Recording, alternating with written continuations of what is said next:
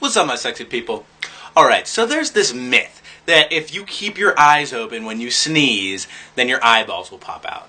So, being my curious self, I had to try it myself. You know, I'm kind of a myth buster. You could call me a myth buster.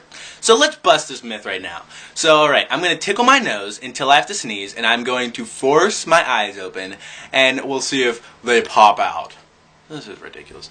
Alright, I'm going to tickle my nose.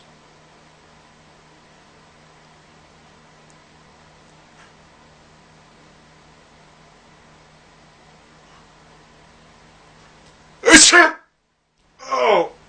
Oh! Oh! Oh! Oh my gosh! It's true! Mom! Mommy! Take a chance. Subscribe.